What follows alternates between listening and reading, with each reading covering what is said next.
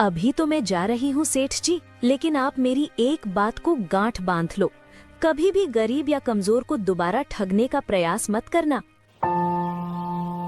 बहुत समय पहले की बात है। एक रामनगर गांव में बहुत ही गरीब और लाचार किसान अपनी बेटी के साथ रहता था। उसके पास जायदाद के रूप में एक टूटी झोपड़ी और एक पुराना कुदाल था, जिससे वह अपने पुरखों का जमीन जोतकर खेती किया करता था। राधिका बेटी, मैं खेत में काम करने जा रहा हूँ और हाँ, मुझे आने में शाम हो सकती है, इसलिए तुम घर का सारा काम और खाना बनाकर तैयार रखना। मैं लौटते ही खाना खा लूंगा। और हाँ, तुम राह मत ताकना, ज्यादा रात हो तो सो जाना, क्योंकि इस बार फसल लगाना बहुत आवश्यक है। अब मैं चलता हूँ। लेकिन पिताजी, खाना कैसे बनाऊंगी? कल ही सारा राशन खत्म हो चुकी थी। अब अगर खाने को कुछ बचा है तो वो कल का 2 रोटी है। अब इसे मैं खाऊं या आप? किशोर के पास राशन खत्म हो चुका था और खाने को भी कुछ नहीं बचा था, बस 2 बासी रोटी बचा था। अब किशोर के पास 2 रास्ता था, या तो उसे खुद खा लेता या उसे अपनी बेटी को खाने को दे देता। राधिका बेटी, मुझे अभी भूख नहीं है और जब खेत से लौटूंगा तब मैं कुछ जुगाड़ लगा लूंगा, लेकिन अभी के लिए तुम वो रोटी खा लो। अब मैं चलता हूँ, खेत में बहुत सारा काम है। इतना कहकर किशोर खेतों में निकल जाता है। किशोर को आज 2 समस्या सता रही थीं। पहला खेत में फसल लगाना और दूसरा कल के लिए भोजन जुटाना। वह निराश होकर कुदाल चलाने लगता है। तभी वहां एक बड़े सेठ धनी राम आ जाता है और किशोर को अपने खेत में मेहनत करता देख एक प्लान बनाता है।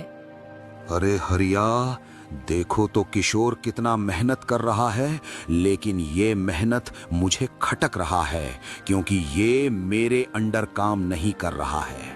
पूरे गांव में एक यही जमीन बचा है जो मेरे नाम नहीं है। मैंने बहुत कोशिश किया कि ये जमीन मेरा हो, मगर किशोर कभी नहीं माना। लेकिन आज किसी भी हालत में इस जमीन को अपना बनाकर ही रहूंगा। लेकिन मालिक, मुझे जहां तक पता है, किशोर मर जाएगा लेकिन अपनी पुश्तैनी जमीन कभी नहीं देगा। उसके लिए आपको सब्र करना होगा, क्योंकि कभी न कभी उसे आपकी जरूरत जरूर पड़ेगी और उसी का फायदा उठाकर आप उसका जमीन हथिया लेना। फिर चाहे वो कितना भी प्रयास करे, मगर अपना जमीन आपके चंगुल से छुड़ा नहीं पाएगा। नहीं नहीं हरिया, अब मैं और सब्र नहीं कर सकता। वो अपना जमीन मुझे कैसे देगा, वो तो मुझ पर छोड़ दो। आज कैसे भी इसका जमीन हथिया कर ही रहूंगा, क्योंकि किसी भी इंसान का कोई ना कोई मजबूरी जरूर होता है और मैं इसी मजबूरी का फायदा उठाऊंगा। अरे हरिया, देखो देखो किशोर कितना परेशान लग रहा है। चलो, अब हमारा काम बन गया, क्योंकि मेरे इतना बुद्धिमान कोई नहीं। अब तुम देखना कैसे उसे वह किशोर को मजबूर देख उसका जमीन हथियाने का प्लान बनाता है। अरे किशोर, आजकल तुम्हें देख रहा हूँ, बहुत उखरे उखरे से रह रहे हो। क्या बात है? घर में कोई समस्या है या पैसों का कोई बात है? देखो किशोर, तुम्हें कोई भी परेशानी हो, बेहिचक तुम मुझे बता सकते हो। आखिर मैं भी एक इंसान हूँ और गरीब बेवस का मदद करना हमारा फर्ज है। इसलिए तुम मुझे बताओ, क्या बात है? किशोर जानता था कि सेठ उसे बहला रहा है, लेकिन बेचारा मजबूर था। उसे कैसे भी करके कल के लिए भोजन जुटाना था। कुछ नहीं सेठ जी, बस वो घर में राशन खत्म हो गई है और कल हम लोग क्या खाएंगे, यही सोच रहा था। आज खेत में आते वक्त मैं अपनी बेटी की आंखों में वो दर्द देखा हूं। बेचारी भूखे कैसे काम करेगी। अगर सेठ जी आप हम पर थोड़ा रहम करें और कुछ पैसे उधार पर दे दें तो आपकी बहुत मेहरबानी होगी।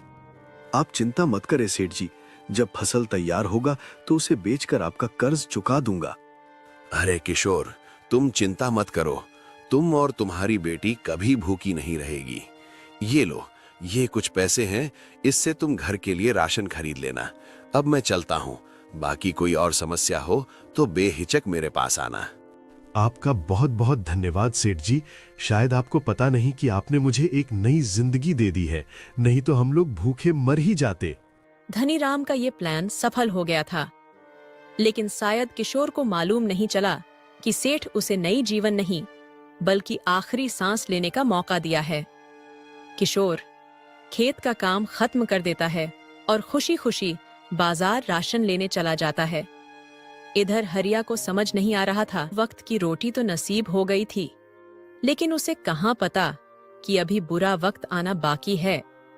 ऐसे ही समय बीत जाता है और कुछ ही महीने में से मैं अपना दिया हुआ पैसा वापस भी ले लूंगा और तुम्हें इसे बाजार भी नहीं ले जाना पड़ेगा।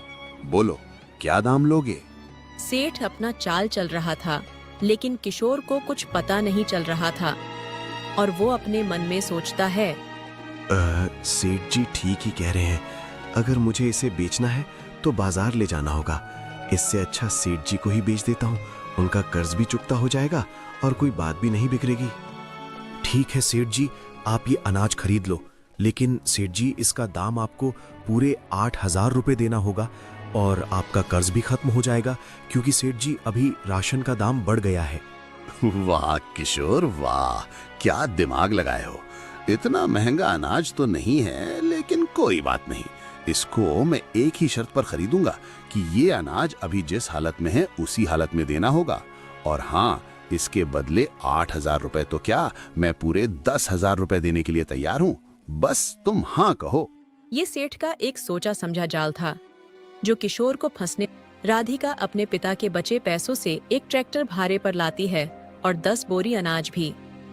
फिर उसे बाजार में बेचने निकल जाती है, लेकिन राधिका का टारगेट ही सेठ था, इसलिए वहाँ कोई ग्राहक राशन खरीदने आता तो राधिका उसे मना कर देती। कुछ ही देर में वहाँ सेठ पहुँच जाता है। आओ आओ भाई लोग, दीदी लोग, राशन अच्छे और सस्ते दामों में ले जाओ, ऐसा अनाज कहीं बाजार में नहीं मिलेगा। अरे वाह, ये लड़की तो सस्ते दामों में ही अनाज बेच रही है, क्यों ना इसे भी अपने बुद्धि से ठगा जाए। सेठ राधिका को भी ठगने का सोचता है, लेकिन उसे कहाँ पता कि उसका पाला एक तेज लड़की से होने वाला है। अरे सुनो लड़की, मैं लेकर मेरे घर पहुंचो। राधिका ट्रैक्टर के साथ सेठ के घर पहुंच जाती है। अब बोलिए सेठ जी, ट्रैक्टर का अनाज कहाँ उतार कर रखूं? अरे ओ लड़की, ये क्या बोल रही हो? शर्त भूल गई?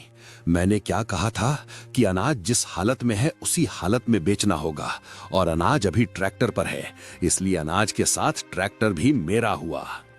माफ कीजिए सेठ जी, मैं शर्त भूल गई थी। अब आप अनाज के साथ ट्रैक्टर भी ले लीजिए, लेकिन अब हमारा पैसा भी दे दीजिए। अच्छा रुको, अभी अंदर से पैसा लेकर आता हूँ।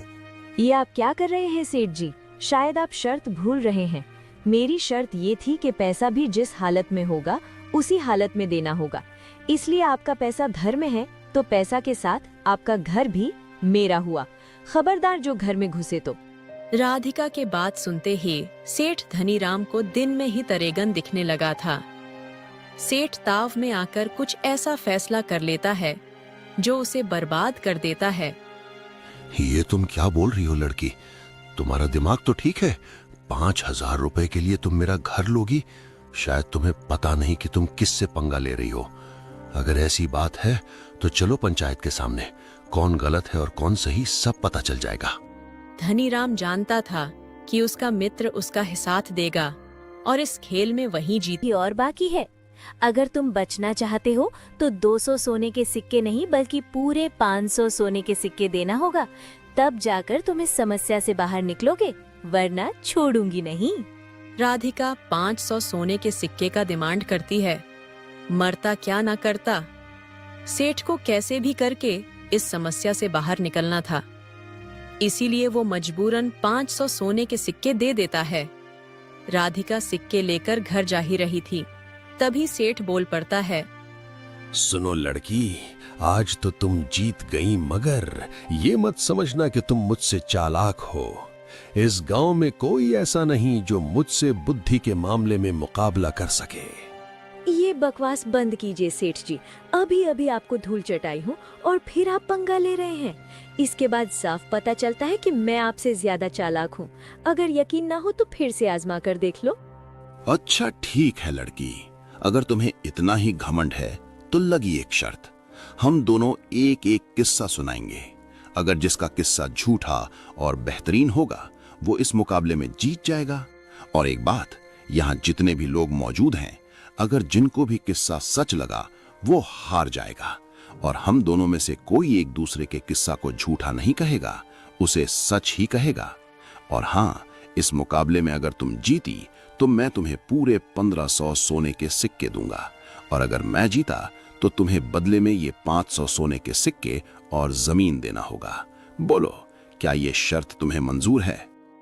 ठीक है सेठ जी, मैं इस शर्त को स्वीकार करती हूँ। मुझे यकीन है कि इस मुकाबले में मैं ही जीतूंगी। राधिका सेठ का चैलेंज स्वीकार कर ले सिक्के, और जो जमीन वापस मिली है वह भी हार जाएगी। राधिका सोच में पड़ गई थी, लेकिन तभी उसके मन में एक ख्याल आता है। वाह सेठ जी वाह, क्या कहानी है। लोगों को भले ही ये कहानी झूठा लग रहा हो, लेकिन वास्तव में मुझे 16 आने सच लग रही है। और इतना ही नहीं सेठ जी, आप जैसे चतुर सेठ के साथ तो इससे भी मजे